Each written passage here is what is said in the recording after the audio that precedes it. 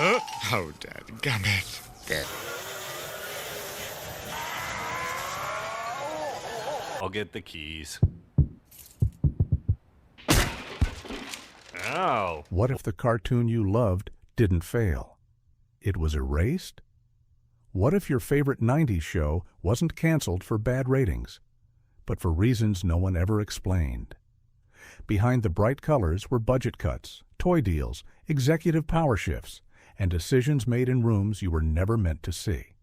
Tonight, we're uncovering the real stories, what went wrong, who pulled the plug, and why some endings were never supposed to happen. And one of them? Its cancellation still doesn't make sense. The Pirates of Dark Water, 1991. What's her name? The Wraith. Hurry with that. We must sail with the tide. Before serialized storytelling became a prestige badge, this series was already attempting it on a Saturday morning. The Pirates of Dark Water didn't behave like a typical action cartoon. It built a world instead of just a premise. Oceans weren't just blue backdrops. They were poisoned, alive, spreading. Villains weren't one-episode obstacles. They were looming threats. The central quest, to gather the lost treasures of Rule and stop the creeping dark water, was designed as a long arc, not a reset button. That ambition came at a cost. Animation quality here wasn't standard Hanna-Barbera loop work. The fluid character movement, layered backgrounds, and hand-painted aesthetic made it expensive. Each episode looked cinematic.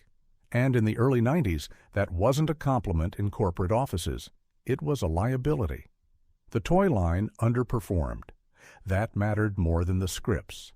Merchandise wasn't just a bonus. It was the economic backbone. If kids weren't buying action figures, executives grew impatient. The narrative complexity didn't help either.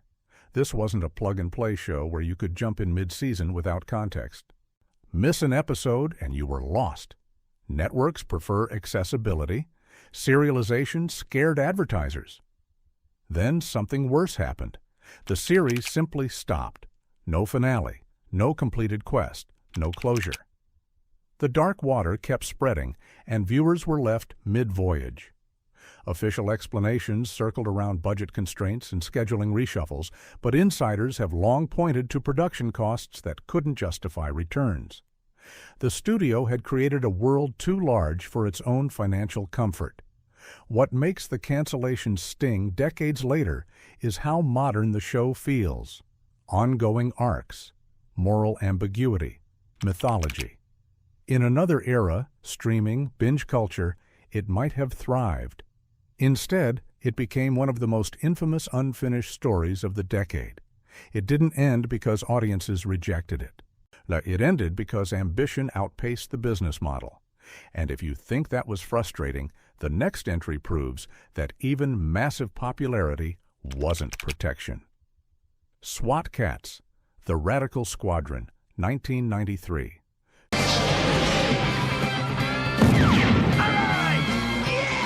Two mechanic cats, a hidden jet, a city constantly under siege.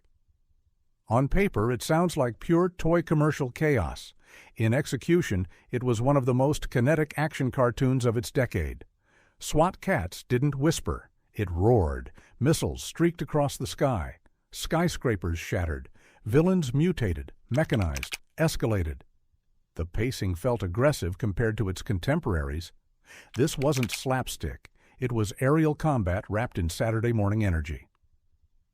The animation studio poured intensity into every dogfight sequence. You could feel velocity in the frame. Ratings weren't the problem. In fact, and it performed strongly in key demographics. Kids tuned in. The fan response was loud. The aesthetic was distinct. Dark cityscapes, heavy shadows, stylized explosions. It felt edgier than most programming aimed at the same age group. And that edge became the issue. Network executives reportedly grew uneasy with the level of destruction and militaristic imagery. Aircraft combat, weapon systems, urban devastation. In the mid-90s climate, certain standards departments were tightening expectations around what was considered appropriate for children's television. Even if no blood was shown, the tone skewed intense. Then there was cost. High-action sequences require higher budgets. Repeated citywide destruction isn't cheap to animate. Producing that level of spectacle consistently made it more expensive than lighter comedies airing beside it. When budgets get reviewed, spectacle becomes negotiable. Behind closed doors, direction shifted. The creators had plans for expanded mythology, deeper backstories, even evolving villains. Those ideas never materialized. Production halted after its second season. No dramatic ratings crash, no public scandal, just a quiet discontinuation. What lingers is the sense that it was building towards something bigger. The chemistry between T-Bone and Razor felt like it had room to grow. The Rogues Gallery hinted at recurring arcs. Instead, the runway went dark. For many fans, SWAT Kats represents a specific kind of cancellation, the kind where momentum exists, but tolerance from above disappears. And as bold as those jet engines sounded, the next entry's silence might be even more shocking. Gargoyles, 1994. Most after-school cartoons reset at the end of every episode. Gargoyles refused to. This series trusted its audience to remember, to follow, to think. Characters carried trauma from one episode to the next. Alliances shifted. Betrayals had consequences. Shakespearean themes weren't decoration, they were structure. The show treated mythology like architecture, building arcs that stretched across seasons rather than afternoons. And then the ground shifted beneath it. During its early run, the series benefited from creative champions inside the company who believed in serialized storytelling. When leadership changed, priorities changed with it. Corporate restructuring altered scheduling. The time slot moved, marketing softened, momentum cracked. A third season appeared, but not as viewers knew it. Retitled and creatively redirected, it stripped away much of the long-form complexity that had made the show distinctive. Many fans barely recognized that season as part of the original vision. Ratings dipped, not because the audience vanished, but because consistency did. Behind the scenes, creator involvement lessened, direction fractured. What once felt epic began to feel diluted. Networks often prefer episodic safety over mythological ambition. A tightly woven saga is harder to syndicate than self-contained stories. The cancellation didn't explode. It faded. What remains remarkable is how contemporary it still feels. Moral gray areas, layered antagonists, ongoing consequences. It anticipated prestige storytelling before streaming normalized it. It wasn't noisy enough to protest. It wasn't simple enough to mass market forever. And somewhere between creative risk and corporate recalibration, Stone turned back to silence. Batman Beyond, 1999. Another reboot. It needed evolution. Batman Beyond understood that instantly. Instead of repeating Bruce Wayne's origin, the show leaped decades forward. Neon skies, corporate megastructures, a cyberpunk future where an aging Bruce mentors a reluctant teenager inside a high-tech batsuit. The premise alone was bold. The execution was sharper. This wasn't bright, toyetic superhero fluff. It explored isolation, legacy, corporate corruption, and fractured families. Villains weren't just gimmicks. They were products of a decaying city. The tone stayed moody. The atmosphere pulsed with electronic unease. It performed well. Critical response praised its reinvention. The fan base grew. The mythology expanded. Then came a strategic pivot. The network wanted a broader ensemble project. Justice League offered cross-brand synergy. Bigger toy lines, larger crossover potential. So Batman Beyond stopped. Not because it collapsed creatively, not because viewers disengaged, because priorities shifted towards something considered commercially scalable. 3 seasons in, its runway ended mid-flight. The irony? Its world still had stories left. Hints of future arcs lingered. Terry McGinnis was just beginning to define his version of the cowl. Sometimes success isn't protection. Sometimes it's a stepping stone for the next franchise expansion. The city remained. The signal dimmed. Freakazoid, 1995. Structure meant nothing here. I'll be right back. Nothing will stand. Freakazoid didn't tell stories so much as detonate them. The humor zigzagged without warning. Fourth wall breaks weren't occasional. They were oxygen. The hero himself felt like a hyperactive glitch in the system. Scenes abandoned logic mid-joke. Dialogue sprinted past punchlines. It was brilliant. But brilliance doesn't always translate into rating stability. The absurdity confused some viewers expecting conventional superhero arcs. Executives prefer clarity. This show specialized in chaos. Parodies appeared without introduction. Celebrity cameos surfaced unexpectedly. Entire sketches would interrupt the narrative and never return. It had devoted fans. What it lacked was broad demographic predictability. Advertisers crave measurable tone. Freakazoid offered delightful unpredictability instead. Even its creative team leaned into experimentation over formula. After 2 seasons, it ended quietly. No scandal, no catastrophic numbers. Just diminishing patience from a system built on consistency. The series became a cult relic, quoted years later by those who caught its rapid-fire wit in real time. It didn't fail because it wasn't funny. It ended because it refused to behave. And sometimes that's enough to seal a show's fate. Exosquad, 1993.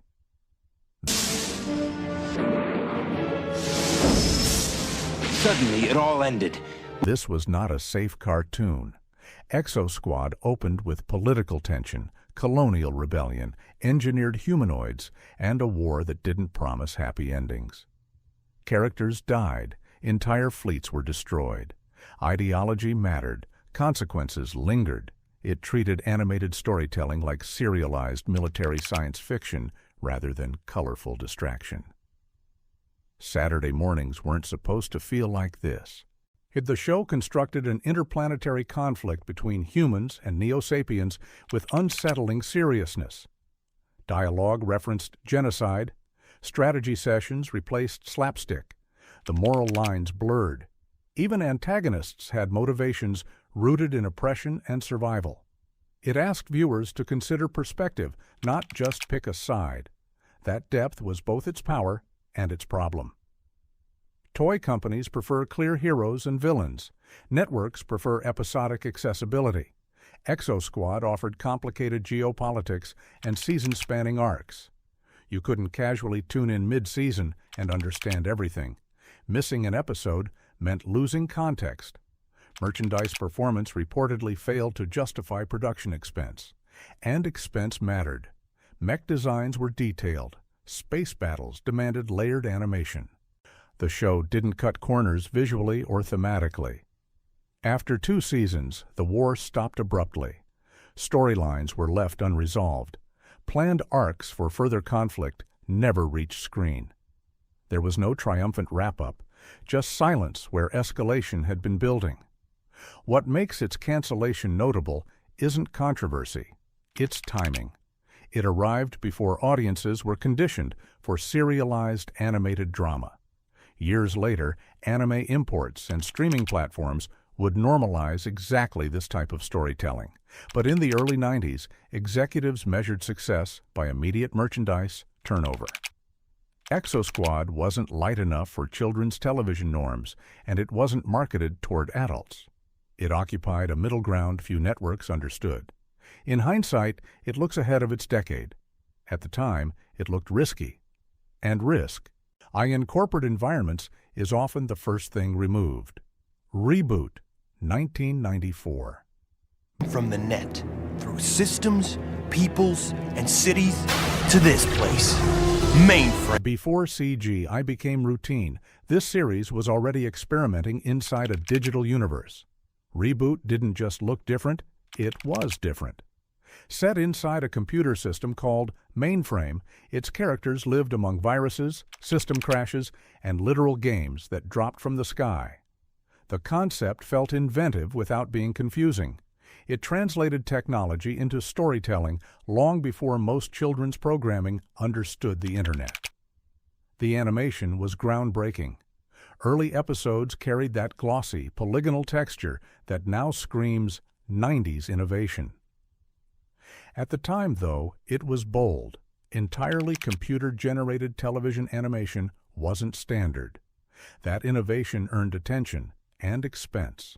CGI production in that era required significant resources. Then the tone evolved. What began as episodic digital adventures matured into serialized storytelling. Later seasons introduced darker arcs, long-term consequences, and character shifts that reshaped the entire series' dynamic. Bob changed. Enzo changed. The world inside the computer grew unstable. Audiences followed. But production didn't remain stable. The show faced distribution shifts, funding challenges, and international co-production complications. Networks moved it. Seasons were split. Gaps between releases stretched momentum thin. It wasn't one clean cancellation. It was fragmentation. Different broadcasters handled different runs. Continuity fractured. Momentum stalled. By the time the narrative escalated toward high-stakes transformation arcs, a consistent scheduling had already eroded viewer accessibility. What hurts most is how forward-thinking it feels today. Virtual realities, digital threats, long-form arcs, identity shifts. It anticipated tech-driven storytelling trends that would dominate years later. Instead of a definitive conclusion, viewers received interruptions. Later revival attempts surfaced, but none fully restored the original trajectory. Reboot didn't collapse creatively. It got lost in the transition between innovation and infrastructure. And sometimes being first means there's no system ready to support you. Daria, 1997.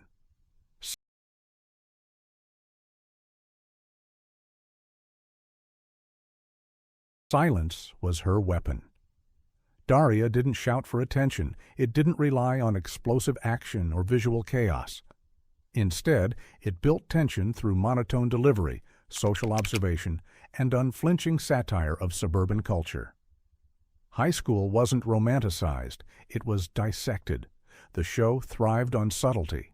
Each episode peeled back layers of adolescence, peer pressure, consumerism, family expectations, without ever slipping into preachiness. Its lead character wasn't designed to be universally adored. She was distant, analytical, sometimes cutting.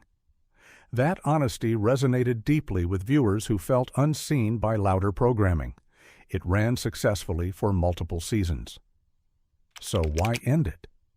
Part of the answer lies in network evolution. MTV, the series home, was shifting identity. Reality programming was rising. Scripted animation wasn't the centerpiece anymore. Resource allocation followed trends. As new formats promised higher immediate returns, older scripted projects became negotiable. Creative cycles also play a role. Writers have acknowledged that sustaining a character built on detachment requires careful balance. Growth risks softening the premise. Stagnation risks repetition. Maintaining that tonal precision season after season becomes increasingly complex. Still, and there was no dramatic collapse in viewership. The show concluded after 5 seasons with a television film, offering closure rather than abrupt disappearance. Yet the decision wasn't forced by cultural rejection. It aligned with strategic reorientation. The channel's brand was mutating. What makes its ending feel premature is how relevant it remains. Social commentary, media literacy, teen alienation. Those themes only intensified in the decades that followed. Daria didn't flame out. It stepped off during a network identity shift. Sometimes cancellations aren't about failure. They're about evolution, just not the kind the show asked for. Rocco's Modern Life, 1993. Goodies, man.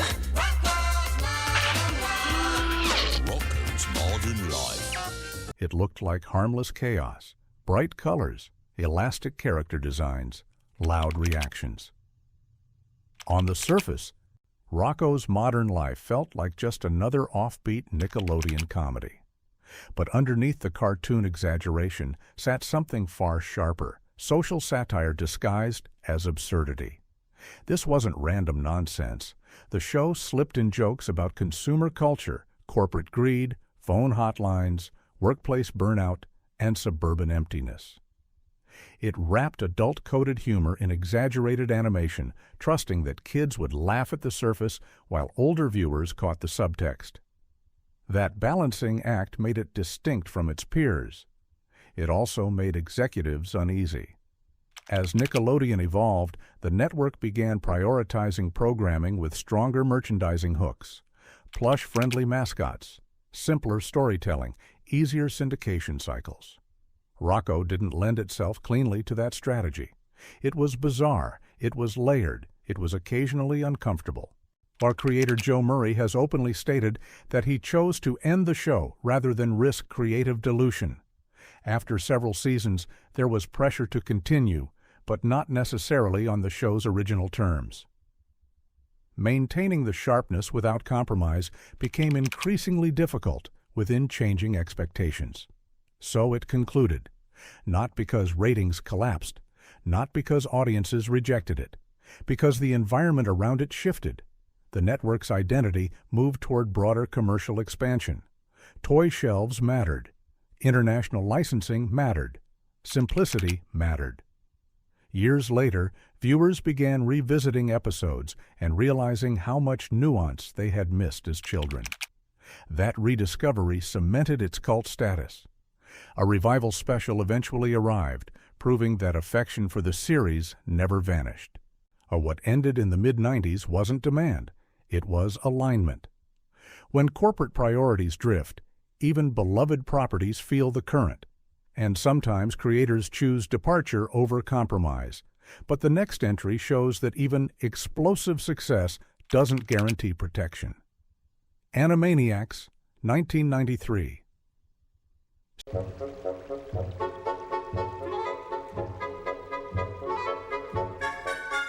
Speed was its signature.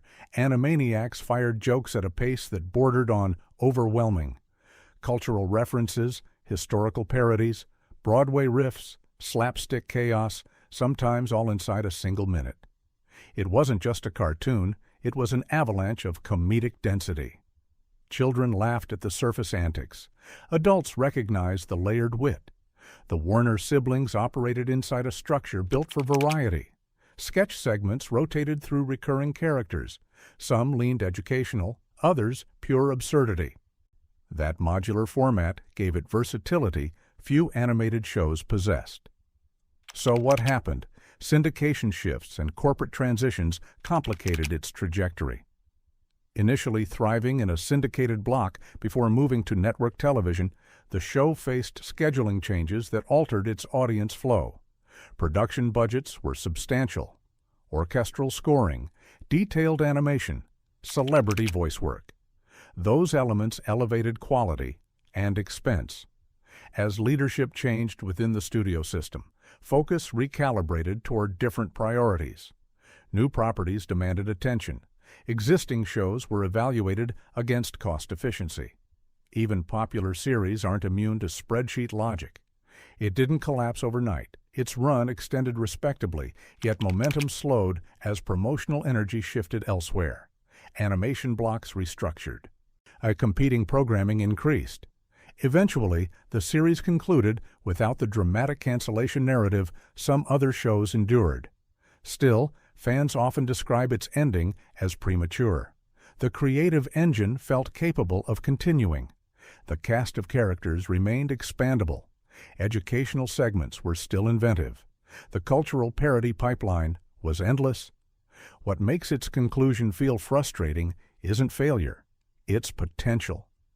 In hindsight, Animaniacs demonstrated how ambitious children's programming could be without sacrificing intelligence. Its layered humor has aged remarkably well. Sometimes shows don't disappear because they're weak. They fade because the system moves on. And when it does, even brilliance can become archival. Mission Hill, 1999. Thought of myself more as Popeye, but Spartacus is good too. Though it's not really fair to compare them because they lived in different times. It didn't look flashy. Muted colors, loose line work, conversations instead of explosions. Mission Hill centered on 20-something life in a city apartment complex, focusing on creative frustration, sibling tension, and aimless adulthood. It wasn't trying to dominate toy aisles. It was trying to mirror real life. That subtlety worked against it. Fox aired episodes out of order. Time slots shifted. Promotional clarity never stabilized. Viewers who might have connected with its dry humor often didn't know when or where to find it. Consistency is oxygen for new shows. Mission Hill rarely had it. Critics praised its authenticity. The writing felt observant rather than exaggerated. Characters weren't caricatures, they were recognizable. It depicted early adulthood before that demographic became a dominant animation target. Years later, similar themes would thrive on Adult Swim and streaming platforms. In 1999, it was premature. Ratings struggled, partially because scheduling sabotage fragmented its audience. Were episodes that built character arcs aired inconsistently. Narrative flow suffered. When numbers dipped, cancellation followed swiftly. Only 13 episodes were produced. Not all aired during the original run. It wasn't rejected because it lacked voice. It lacked institutional support. Over time, it gained cult admiration.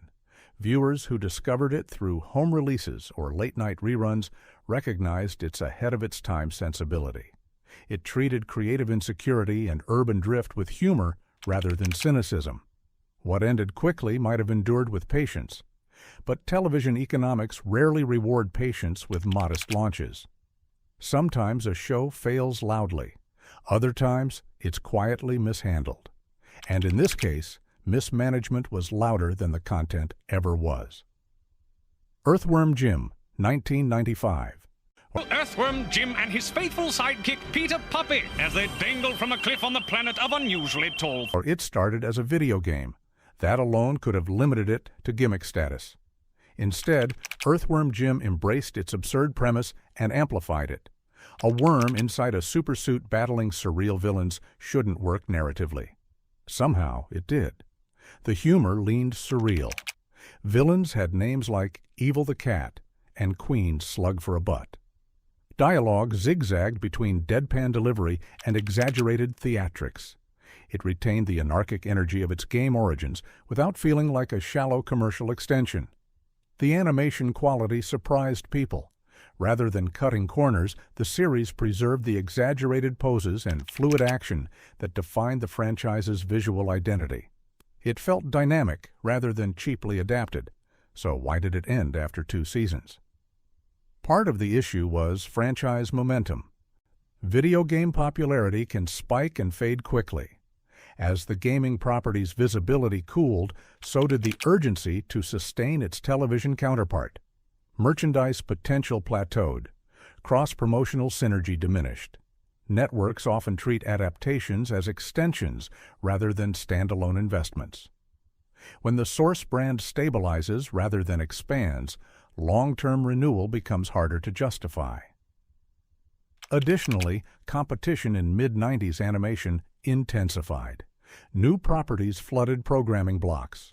Shelf space, literal and figurative, tightened. It didn't implode creatively. It simply lost strategic priority. In hindsight, its offbeat tone aligns well with later adult-oriented, absurdist animation. But in its original run, it straddled a line between kids' programming and surreal experimentation. That middle space is risky. And risk, historically, doesn't enjoy extended lifespans in network scheduling, which leaves just one entry. And its disappearance still confuses people who study ratings charts to this day. And that's often the quiet truth behind no reason. Sometimes the reason isn't ratings failure, it's recalibration. When corporate focus shifts, even energetic staples get trimmed. The dam closes, the river moves elsewhere. The beavers didn't lose their bite.